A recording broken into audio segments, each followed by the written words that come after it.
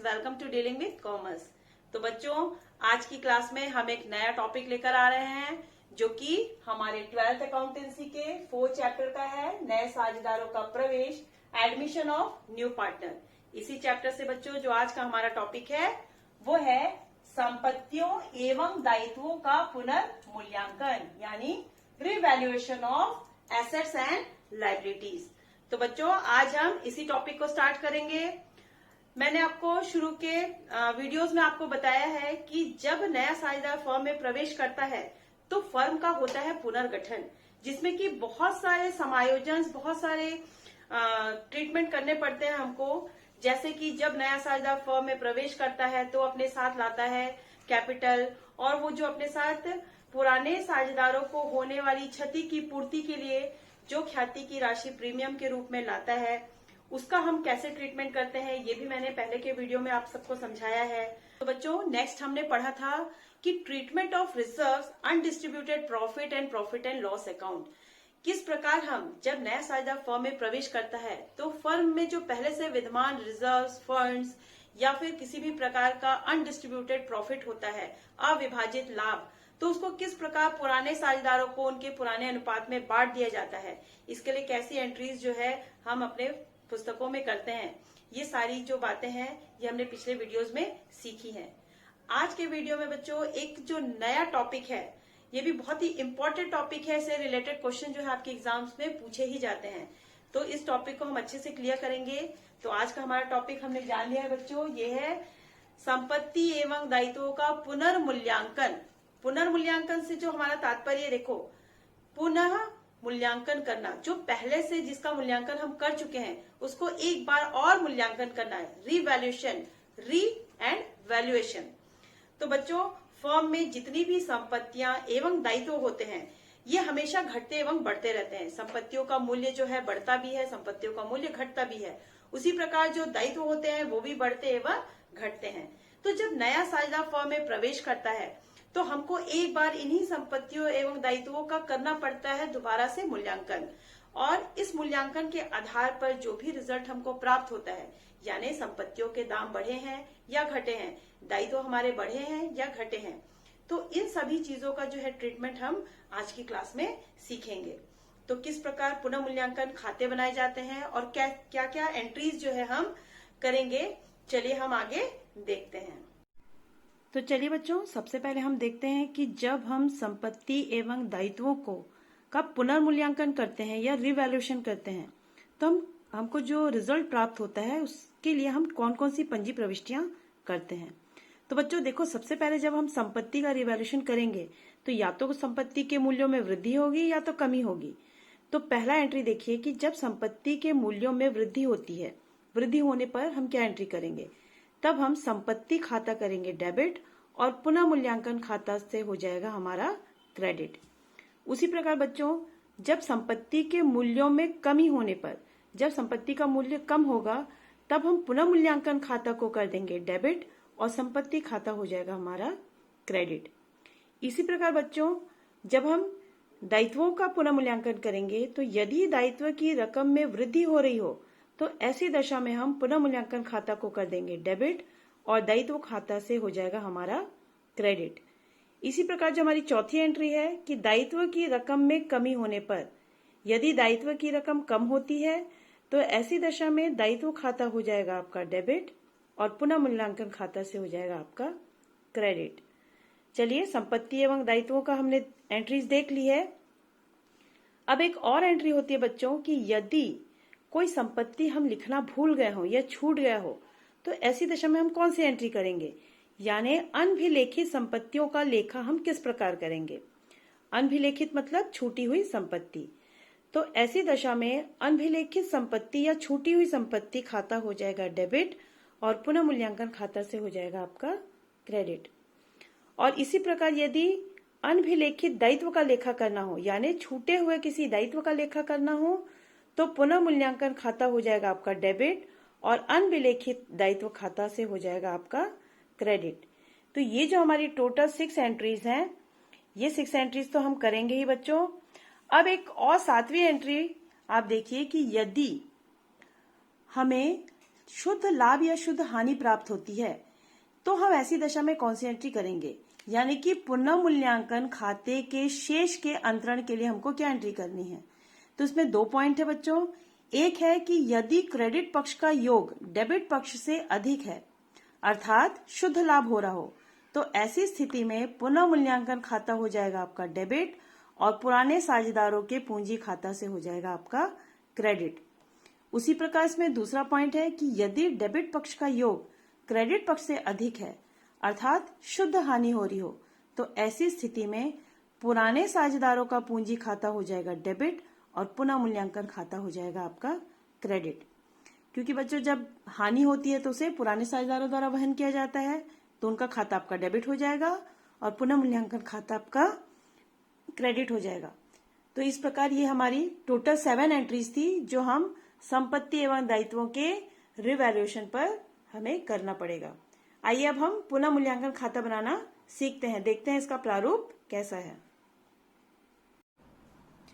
चलिए बच्चों, अब हम जानते हैं पुनर्मूल्यांकन खाता यानी रिवैल्यूएशन अकाउंट कैसे बनाते हैं, क्या होता है इसका प्रारूप।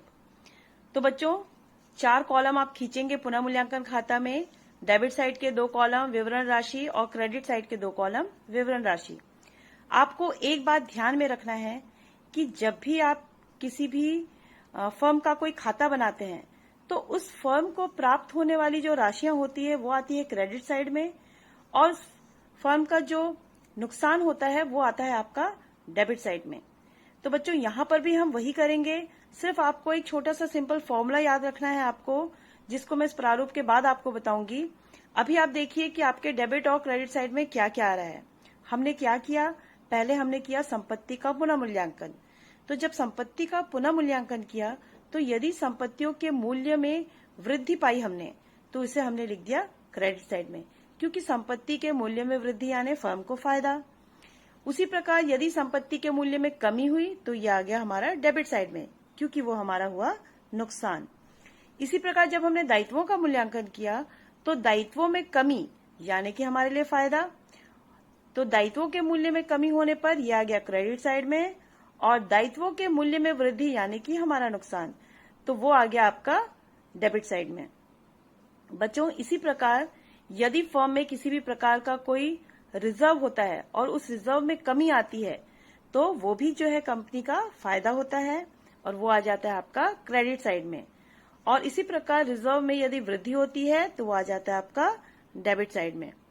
अब देखिए बच्चों, कुछ ऐसी संपत्तियां भी होती है जिसे हम कभी कभी लिखना भूल जाते हैं। तो यदि इस प्रकार की छूटी हुई कोई संपत्ति है तो वह भी क्या हो जाएगा, फर्म के लिए एक तरह से फायदा हो जाएगा, तो वो आ जाएगा आपका क्रेडिट साइड में। और उसी प्रकार यदि हम किसी दायित्व को लिखना भूल गए हैं तो ऐसे दायित्व जो है हमारे डेबिट साइड में आ जाएंगे। तो यदि पुनः मूल्यांकन खाते का जो शेष है वो डेबिट साइड आता है तो उसे पूंजी खाते से बोलकर हम उसको डेबिट साइड में लिख देंगे, क्योंकि बच्चों ये हो जाता है पुनः मूल्यांकन खाते के लिए लाभ। उसी प्रकार यदि पुनः मूल्यांकन खाते का जो शेष है वो क्रेडिट साइड आता है तो ये हो जाता है फर्म के लिए हानि, और जिसे हम पूंजी खाते को बोलकर हम उस खाते के क्रेडिट साइड में लिख देंगे। तो बच्चों इस प्रकार पुनः मूल्यांकन खाते का जो प्रारूप है वो बनकर तैयार होता है। तो बच्चों अभी अभी हमने देखा कि किस प्रकार हम जब रिवैल्यूएशन करते हैं, किसी भी संपत्ति या दायित्वों का पुनः मूल्यांकन किया जाता है तो कौन कौन सी एंट्रीज हम करेंगे और फिर पुनः मूल्यांकन खाता किस प्रकार बनेगा, इसका प्रारूप क्या है, इसके बारे में अभी अभी हमने पढ़ा। आइए मैं आपको एक शॉर्ट ट्रिक बताती हूँ कि हमको सिर्फ ये छोटी छोटी 2 बातें याद रखनी है। अगर हम ये सिंपल सा फंडा समझ गए तो हमको क्वेश्चन बनाने में बहुत ही आसानी हो जाएगी। तो चलिए मैं बताती हूँ ये छोटा सा ट्रिक। जब आप बनाते हो जनरल एंट्रीज बनाते समय आपको सिर्फ 2 बातों का ध्यान रखना है कि यदि एसेट्स बढ़ रहे हो यानी संपत्तियां बढ़ रही हो और दायित्व घट रहा हो तब ये हो जाता है हमारा डेबिट और रिवैल्यूएशन अकाउंट हो जाता है हमारा क्रेडिट। उसी प्रकार रिवैल्यूएशन अकाउंट को हम करेंगे डेबिट कब, जब संपत्तियां घट रही हो और दायित्व बढ़ रहे हो। तो ये 2 चीज आपको याद रखनी है। एक, अगर एसेट्स बढ़ रहा हो और लायबिलिटीज घट रही हो तब ये हो जाता है डेबिट और पुनः मूल्यांकन खाता हो जाता है आपका क्रेडिट। उसी प्रकार जब एसेट्स घट रहे हो और लायबिलिटीज बढ़ रही हो तो ये हो जाते हैं आपके क्रेडिट और पुनः मूल्यांकन हो जाता है आपका डेबिट। ये छोटी सी बात आप याद रख लोगे तो आपका पंजी प्रविष्टि आसान हो गया। अब आते हैं हम रिवैल्यूएशन अकाउंट पर। रिवैल्यूएशन अकाउंट के लिए आपको सिंपल हमने कहा पहले पढ़ा है कि जनरल एंट्री से हम करते हैं खतौनी खातों में।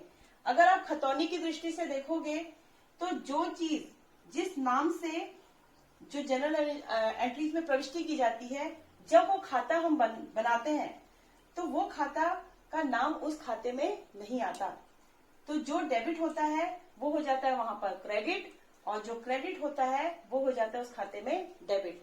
आप खतौनी की दृष्टि से याद रखेंगे तो भी आपका रिवैल्यूएशन अकाउंट बन जाएगा। और अगर आप सिंपल ये ट्रिक भी याद रखेंगे कि जब भी खाते बनते हैं फर्म के, मैंने आपको पहले ही समझाया कि फर्म को होने वाला फायदा जो है वो आता है क्रेडिट साइड में और फर्म को होने वाले नुकसान आते हैं आपके डेबिट साइड में। तो यहाँ पर एसेट्स प्लस में होंगे और लायबिलिटीज माइनस में होंगी, यानी संपत्ति बढ़ रहे होंगे और दायित्व घट रहे होंगे, तो ये आ जाएगा आपका क्रेडिट साइड में। और उसी प्रकार यदि एसेट्स घट रहे हैं और लायबिलिटीज बढ़ रही है, मतलब संपत्ति कम हो रहा है और दायित्व बढ़ रहा है, तो ये आ जाएगा आपका डेबिट साइड में। ये दोनों जो फंडा है वो आपको याद रखना है और इसी के अनुसार आप प्रश्न बनाओगे तो आपको बहुत ही आसानी होगी। चलिए आइए एक प्रश्न को हम इसी माध्यम से समझते हैं। तो बच्चों हमारा प्रश्न है, राम और श्याम 3:1 के अनुपात में लाभ हानि विभाजन करने वाले साझेदार हैं। उन्होंने मोहन को 1/5 हिस्सा देकर साझेदार बनाने का निश्चय किया। मोहन के प्रवेश पर संपत्तियों एवं दायित्वों का पुनर्मूल्यांकन निम्न प्रकार से किया गया। पहला, स्टॉक जो 15,000 रुपए का दर्शाया गया है का मूल्य 20,000 रुपए आंका गया। दूसरा, 20,000 के यंत्र पर 10% ह्रास काटना है। तीसरा, 10,000 के देनदारों पर 5% और 12,000 के लेनदारों पर 2% का आयोजन किया गया। उपयुक्त समायोजनों के लिए प्रविष्टियां दीजिए और पुनर्मूल्यांकन खाता बनाइए।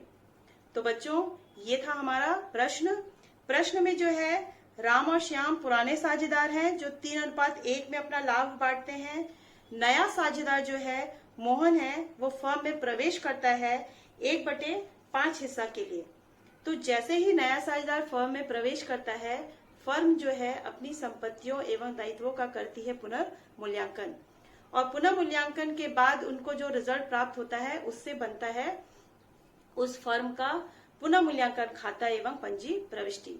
तो आइए इस प्रश्न के आधार पर हम देखते हैं कि किस प्रकार इस फर्म की जो है पंजी प्रविष्टि और पुनर्मूल्यांकन खाता तैयार होता है।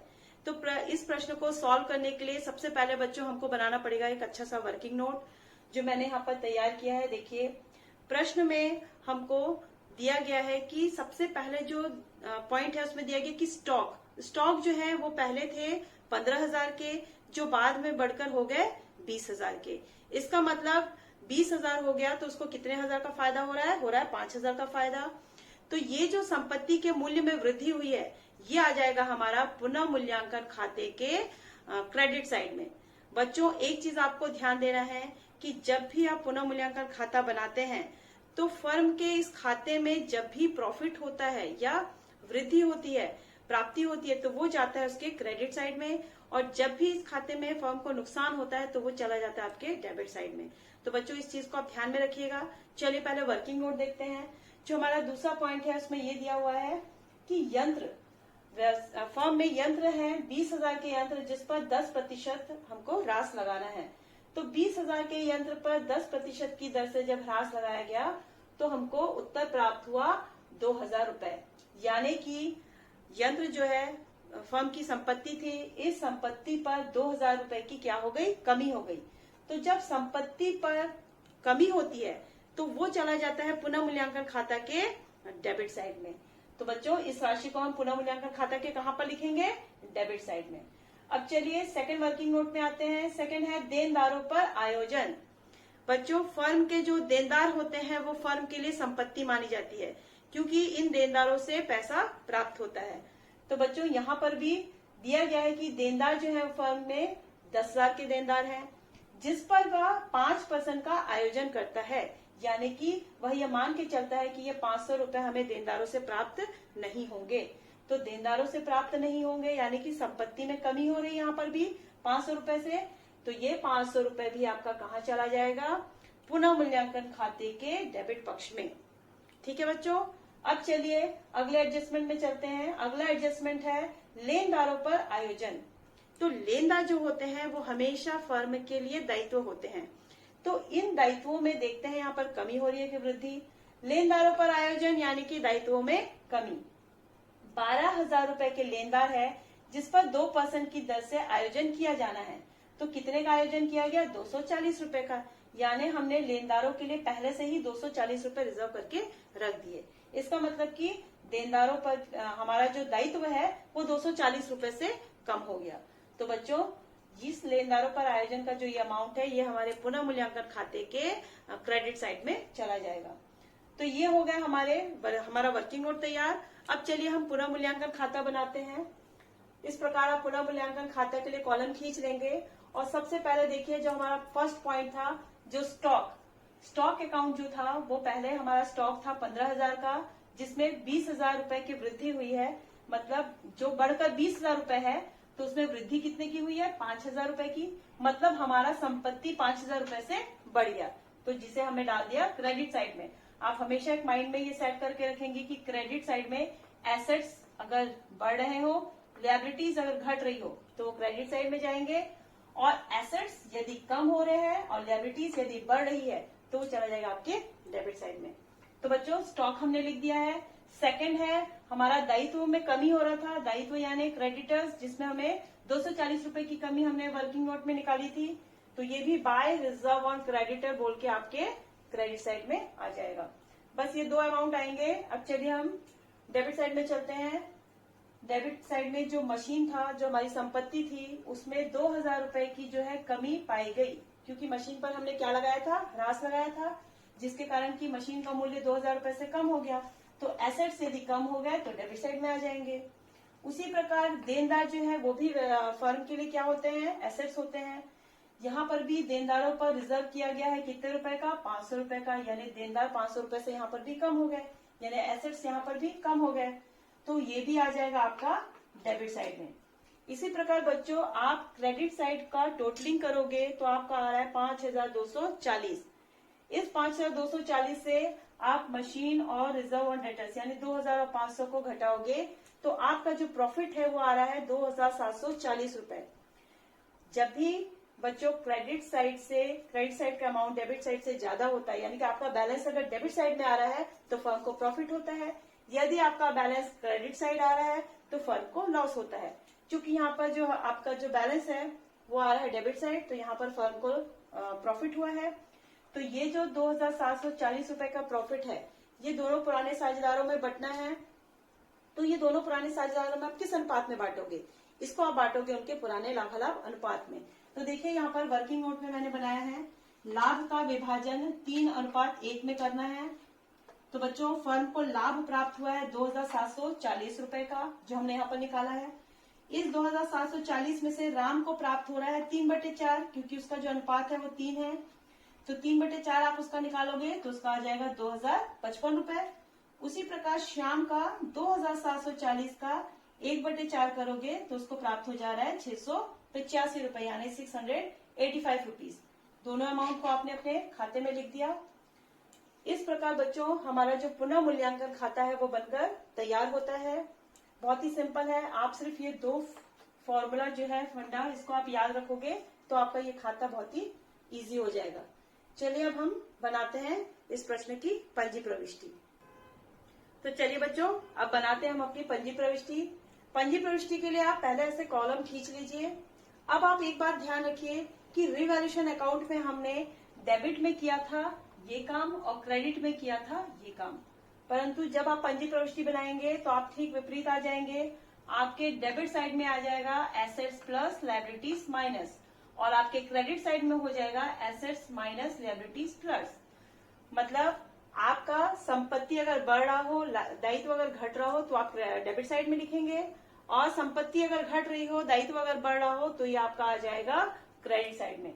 तो बच्चों प्रश्न में जब हमने रिवॉल्यूशन अकाउंट बनाया था तो रिवॉल्यूशन अकाउंट को अब यहाँ पर हम करेंगे डेबिट, और वहां रिवॉल्यूशन अकाउंट में जिस जिस नाम से जो खाते हमारे डेबिट हुए थे वो हो जाएंगे यहाँ पर क्रेडिट। तो रिवॉल्यूशन अकाउंट में आपको याद होगा आपने मशीन खाता को किया था डेबिट और रिजर्व ऑन डेटर को किया था डेबिट। तो ये दोनों जो है वो पंजी प्रविष्टि में आकर हो जाएंगे क्रेडिट और रिवॉल्यूशन अकाउंट आपका हो जाएगा डेबिट। तो यहाँ पर 2500 से आप रिवॉल्यूशन अकाउंट को डेबिट करेंगे। मशीन खाता आपका 2000 रुपए से कम हो रहा था और डेटर भी जो है आपके 500 रुपए से यहाँ पर कम हो रहे थे। मतलब आपकी जो संपत्ति है वो दोनों संपत्ति जो है वो यहाँ पर कम हो रही थी। तो एसेट से यदि घट रहा है तो हम यहाँ पर ले लेंगे इसको क्रेडिट साइड में। चलिए दूसरे एंट्री में चलते हैं। दूसरी एंट्री हमारे रिवॉल्यूशन अकाउंट के क्रेडिट साइड की एंट्री है।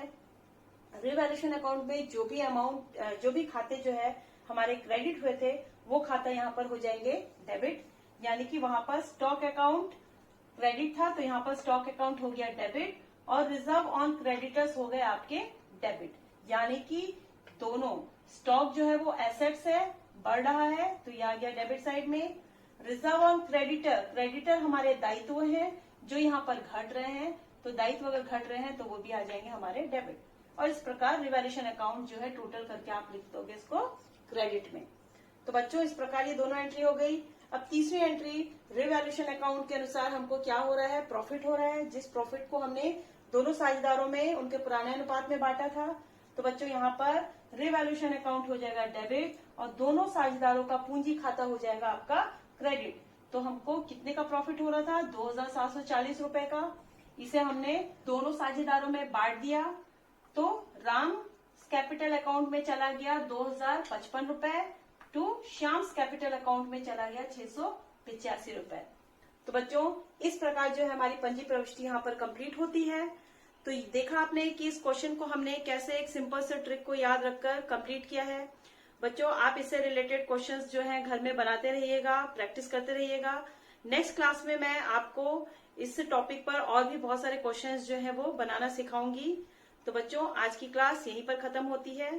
Thank you.